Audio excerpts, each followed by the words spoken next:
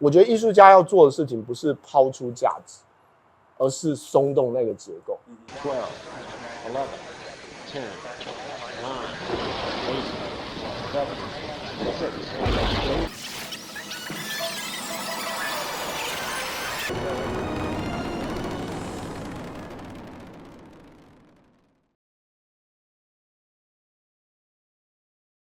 Hey yo, welcome to Pendiverse， 这是关于绘画以及画家的频道。这一次我们来找我们访的第一个艺术家。你们会觉得说，那以前访的都不是艺术家吗？就我以前访的有一定的范畴，就是我会要访画家。那今天这算是我第一次跨界出来访艺术家。他也是一个纯然从一个 outsider， 不是从美术班、美术院校体系出来的。他会跟很多纯画家会有一种共同点，就是他会用一种很神奇的观点或视角重新观看什么是艺术这件事情，所以我们就欢迎我们今天的受访者汪哲祥。不用拍，很尴尬。刚开始是怎么会进来？我本来就读历史学啊，我完全没有想过我会做艺术。硕班毕业以后，我就想说我继续读博班，然后就准备那个 GRE。准备过程中，我就发现说太痛苦了，就是背那些单词很枯燥。然后我发现我对学术也没有真正这么大的热情。学术研究它其实是你要对一个很小的题目非常有耐心做持续的研究。可是我觉得我一直以来都不是这样。我其实小时候想读美术班，但是没考上。听众有美术班就知道。请问，如果你今天参加美术班的考试，然后你要画一只鸡，那只鸡放在笼子里面，请问你要不要画笼子？理论上不用。我就画了啊。你当时考题真的是只鸡吗？对啊，然后老师出来就问我说：“你有没有画笼子？”我说我有。然后老师脸都绿了，就说就一句话就不讲，就带着我走。这其实蛮写实。对啊，我那时候应该这样跟老师。画笼子不行吗？对啦，因为笼子要画，因为它只是为了限制它嘛。可是我心里很不平，我那时候就看到旁边人没画笼子，然后呢，他还把鸡画成五彩缤纷。我那时候才国中，可是我那时候心里就想说，这个就是故意取巧。例子很棒，对，例子很棒。他那很像一种体制的。可是，就你看到了笼子，你看到制约，而笼子要你看到的事情你没有看到。对啊，其实对啊。那你后来去美国念了之后，你又发现了什么？我当时完全对艺术一无所知，进到那个波士顿美术馆附设艺术学校，我就感觉他们都没有在聊技术，每天都在 critic， 就是一直批评讨论。然后我那时候就觉得很烦，因为我很想学一些具体的技术，我完全没有任何背景。你一直在这些讨论，那我不是回到我以前硕班的状态吗？要讲这些理论，我不会讲吗？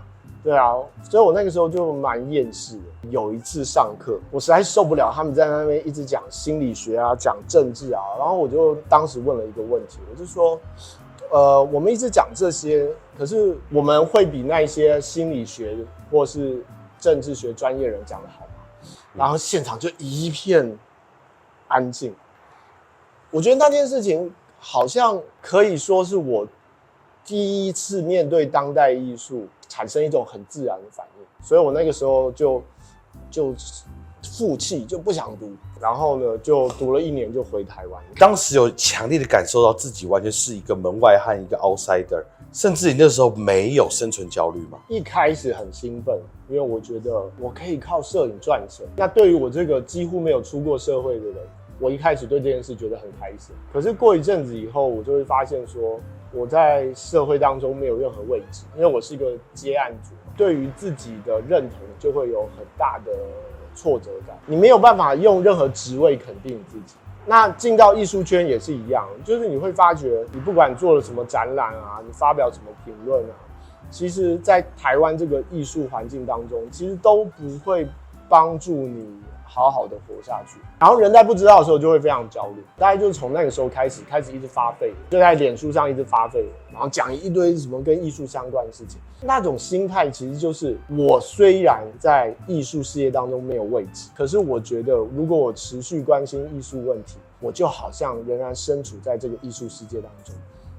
我毕竟在谈论艺术，我在询问什么是观念艺术，什么是当代艺术，然后那件事情会给我一个稍微一点点慰藉。你看这种心态很奇怪，很像那种追那种女神，但追不到，就是一直买她周边产品的那一种。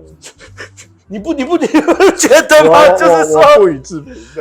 对，你发绯闻已经可以出版成书了哦。你出过书吗？有啊，脸谱有一本《旁观的方式》，对，博客来上面还有，大家可以去读。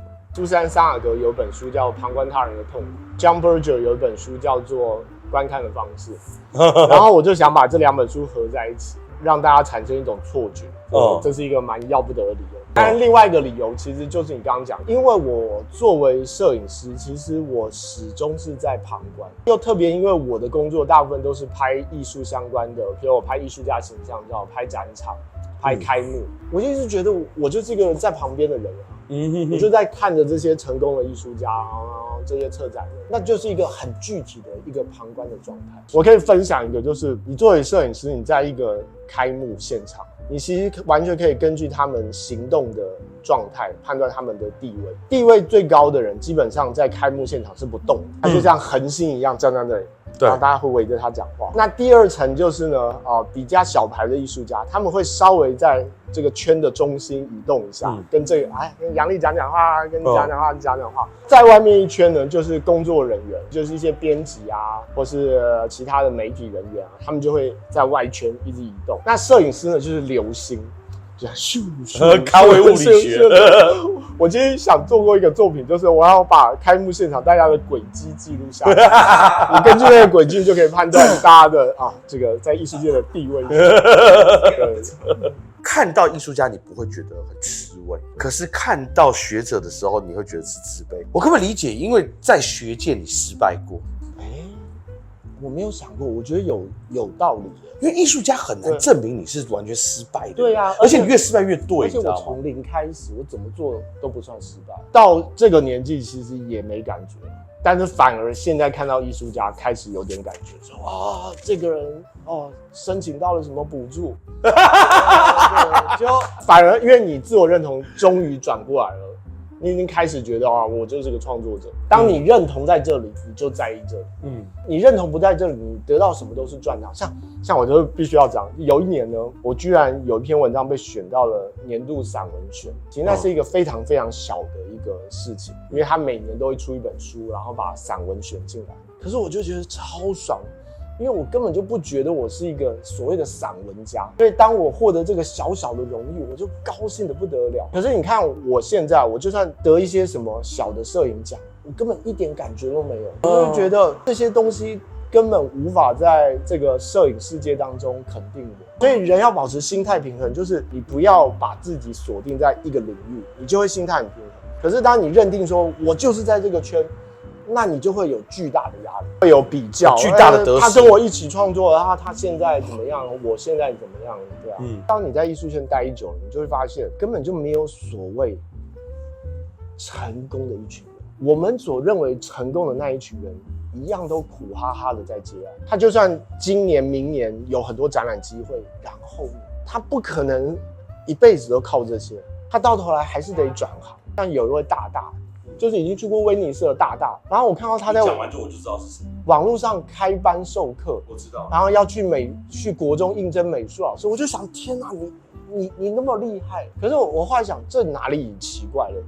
艺术圈本来就是这样，因为台湾就没有这个产业，所以当你理解这一切是这个样子的时候，你就不太会有那个一开始的那一种愤愤不平，然后想要询问一个根本的。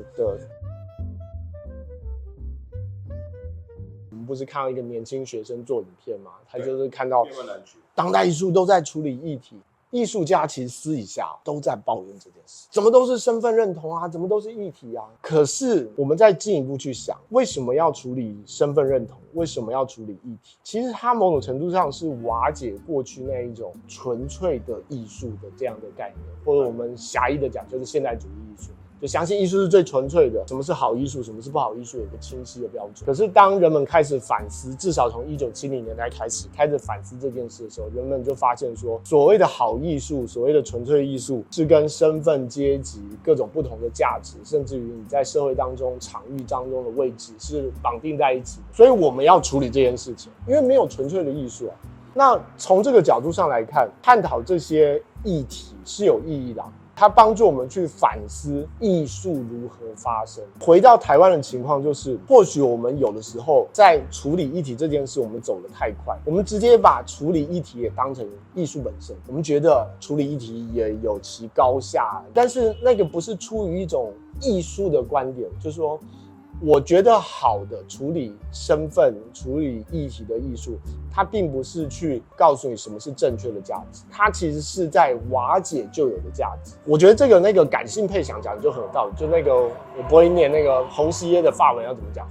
他讲那个 distribution of sensible 就很有道理。他就说我们的感性，我们觉得什么东西可以被看见，不可被看见，它其实后面有一个隐微的感性结构，可能是学院造成的，可能是期刊论文造成的，甚至于可能是一般常识或是阶级所造成的。那处理议题的艺术家，其实他很像是在去把这个隐微的感性结构给挖出来。他并不是告诉你什么是对，什么是错，而是他把这个隐微感性结构挖出来，然后你就会开始去反思说，为什么我以前觉得这个叫美，这个应该看见，这个不应该被看见。这个角度下处理议题是非常有意义的。但是如果你把这件东西固化，就是你告诉大家说，我在处理议题是因为我相信某种政治价值。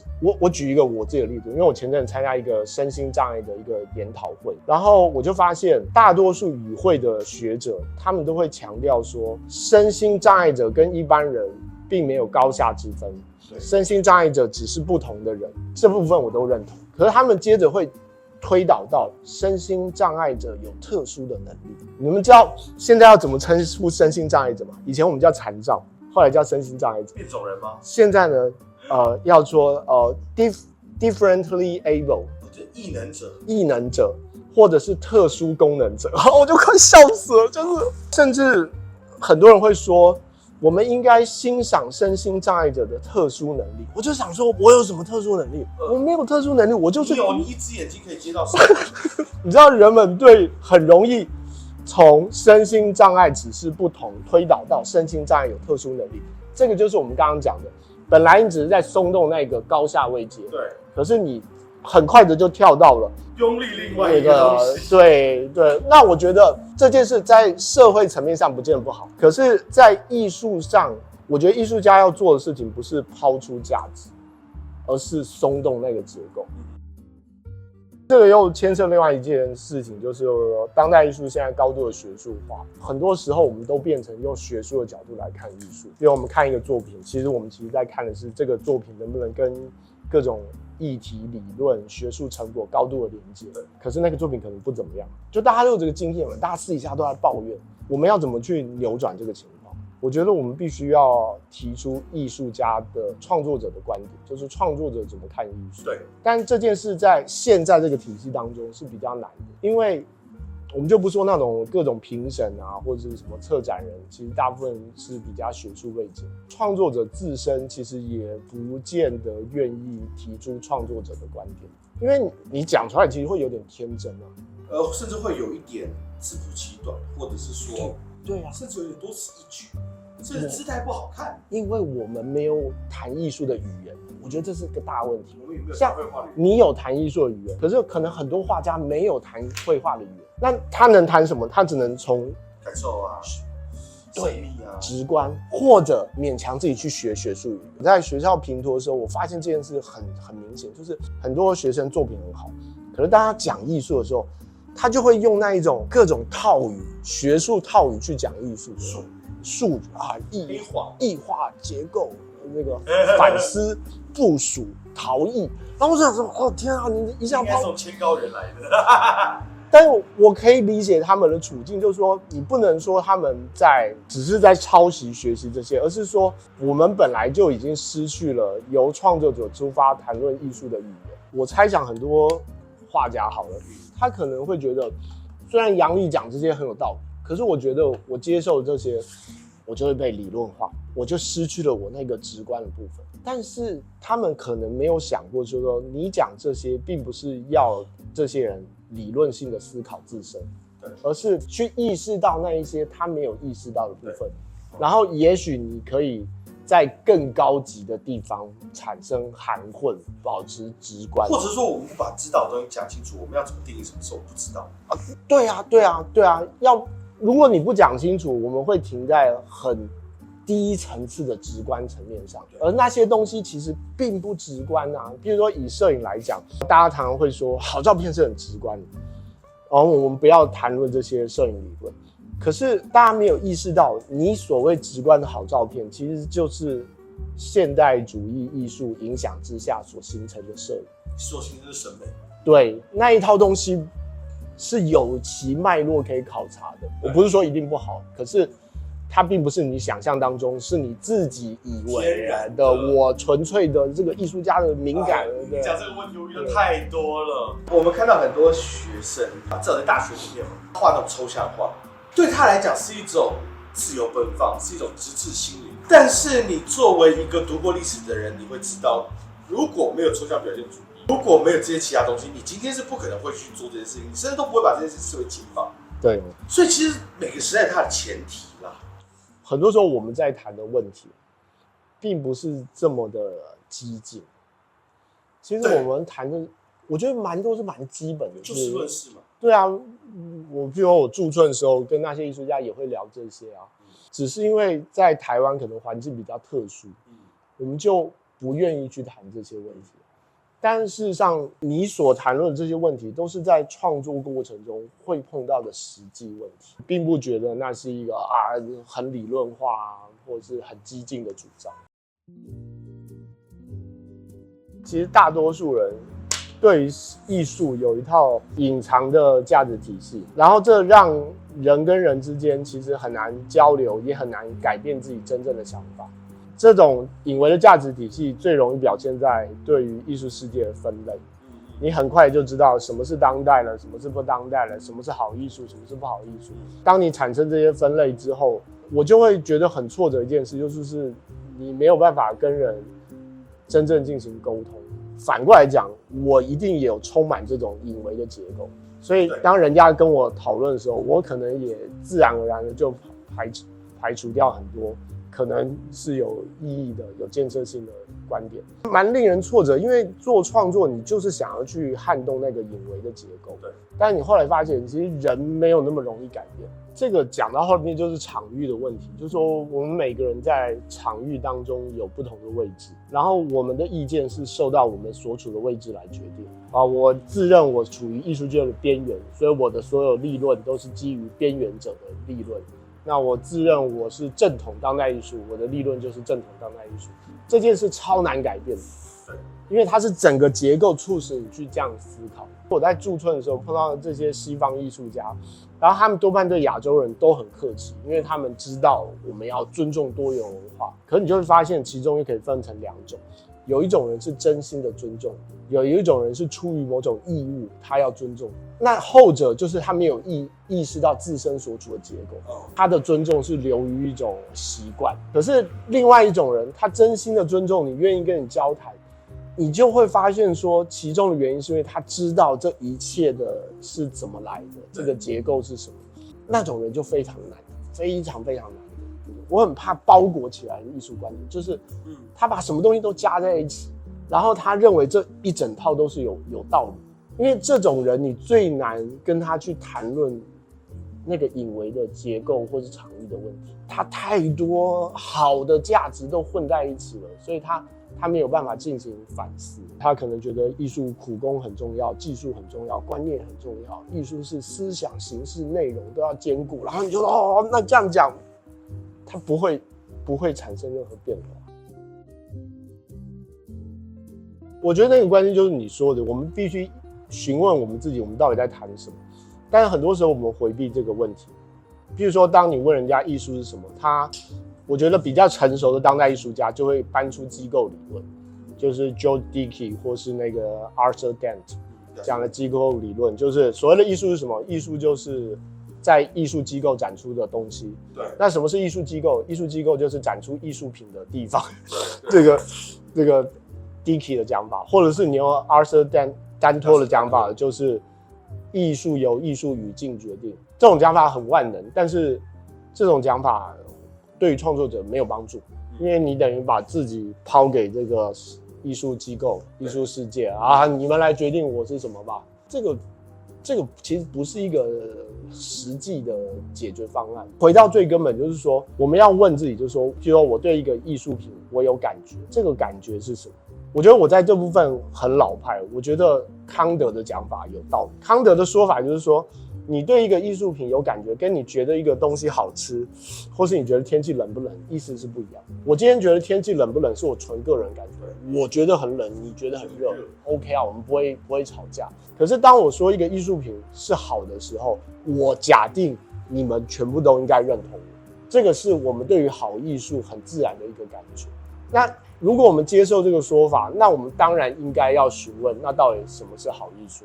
因为我们不是纯粹的在谈论一个个人的感受，我们也不认为艺术就是全部交由机构所决定。对，我们必须跳出来说，我认为的绘画是什么，我认为的艺术是什么。其实这个在过去的艺术家很常见啊，你看以前的艺术家都是大放厥词，我认为艺术是什么，但是现在好像没有人敢做这件事了。所以刚刚的意思是，其实好艺术本质上还是具有一种共感跟朴实。主观期待上你认为是客观，主观上你认为是客观，就主观期待，对，这个东西来自主观，对，但是你会认为这其实很客观，就像我看正妹一样，或者看帅哥一样，不可验证，不可验证，但是对，你会认同，我也会认同。我认为你该认同。这个主要也是回应一个常见的观点，就是我们在Threads上面常会看到人家讲，艺术就是主观的，每个人有每个人看法。相对主义这句话就是相对主义，这什么都没解决嘛。现在你刚从里斯本回来，你在里斯本到底干了什么事情？我在里斯本主要做了2个计划，第一个计划是里斯本国际婚纱摄影中心，很多台湾的摄影师他们会去里斯本拍婚纱，然后我就觉得这一切很荒谬，因为当你真的身处在那个地方，你再回过头来看那些婚纱摄影作品，你会觉得那个是2回事。那些婚纱摄影作品充满一种欧洲的幻想，可是真正的里斯本是另外一回事。然后我就由此延伸到很多我在台湾喜欢的东西，其实放到欧洲，你都会发现它出现了一个本源跟衍生物的这样一个关系。比如说蛋挞，欧洲的蛋挞是正宗的，葡式蛋挞是这个不正宗的，又或者是发音，譬如说我们都知道台湾叫 Formosa， 在葡萄牙人听来是不对的，他们有一个弹舌音 Formosa。我忽然意识到台湾的一切都是影子，就很像是柏拉图那个故事，我们在洞穴里面看到这些欧洲投射过来的影子，我们觉得漂亮，蛋挞，欧洲的街景，巴黎铁塔，对，巴黎铁塔，然后我们沉溺在其中，可是你忽然回过头来，你看到光了，然后你才想起那些都是影子。这种情绪让我觉得很迷人。我并不会说它是一个哀伤的经验，我也并不觉得这一切都是所谓文化霸权。我会觉得说，我们的处境就是活在这个影子的世界当中。我那时候就想说，我要把影子带到这个光所在的世界。我运用展场的各种废物，我搭出了一个台湾婚纱摄影棚。对于台湾人而言，那个婚纱摄影棚看起来就很欧洲，有老旧的木箱、台灯啊什么的。可是对于当地人来讲，就说这个废物啊，你在干什么？我就邀请人在那个婚纱摄影棚前面拍照，我会拿一个拍立得拍它，后面是我投影出台湾婚纱摄影棚的欧式婚纱摄影棚的背景，然后我拍的上面有闪光灯。然后那个闪光灯一闪，后面所有背景都消失了，然后只剩下一个很尴尬的白人在那个背景。对，我自己蛮喜欢的。然后另外一个作品呢，就跟之前有一个争议有关系。我一直在台湾的时候，我很想投欧洲的艺廊。台湾人嘛，就觉得我在欧洲艺廊展出，这好像是一个莫大的荣誉。然后有一年我就投了一个雅典的艺廊，然后展览之后呢，一直没消息，我就请他提供展场图。结果那一间艺廊呢，就提供了一张我的作品在墙上的照片，但是没有打灯，没有观众，没有什么展览的什么鸽子在旁边。我那个感觉就是，他好像临时把我的照片输出，然后贴在仓库的墙壁上。可是我还是发了那张照片，我还是在脸书上告诉大家说，我在雅典有个展览，因为那个墙毕竟在欧洲。然后当我真正来到欧洲，来到里斯本驻村，就想说好，那我要做一个我真正在欧洲有个展览的计划，所以我就想说，好，我要做一座墙。其实我本来是跟当地的艺术家合作，我要盖出一座真正的水泥墙，然后把我作品放上去。但是结果那个当地艺术家跟我合作的时候，他发觉他没有工具，然后后来我就想说，那简单，我们就把一片白色的板子摆在地上，拿一个楼梯，然后让大家走上去，从楼梯上往下看，就会感觉好像真的。对，这就是我第二个作品。这个作品叫做I do have an exhibition in Europe。我真的有在欧洲有个展。那你对于你自己到现在的想法，你给自己的评价是高还是低？我现在可以很客观的说，我只是时代的产物。就是以摄影来讲，我觉得就算今天没有汪正祥，一定也会有另外一个人，他开始讲观念摄影，开始试图摆脱现代摄影那些语言。我并不觉得我在其中有什么特殊的部分，我只是刚好在这个时代，然后我有那些经验，使我会讲出那些话。我越来越觉得我没有太多的创建在其中。事实上，我觉得我所有的论点都是在一些不需要很高深的书本当中都可以看得到。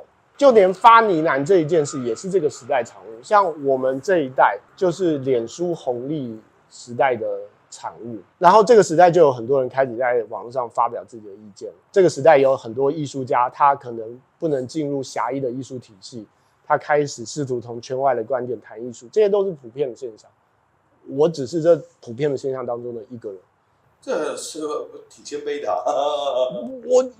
我觉得活到这个年纪，你应该要有这个自觉，就是你其实不特别。我最常被大家骂的一个作品就是拿飞镖射照片，这个在观念艺术其实很普遍嘛，就是观念艺术有更多更激进的做法。但是你可以理解，就是当人们对于摄影的想象停留在现代主义摄影或者现代主义艺术，他自然而然就会觉得说这件事情就是很荒谬啊，不认真啊，对啊。我的感觉就是每个人其实在不同的赛道上，我们在玩不同的游戏，但是很多人他不能体认这件事情，他觉得只有一个游戏，这个游戏叫艺术。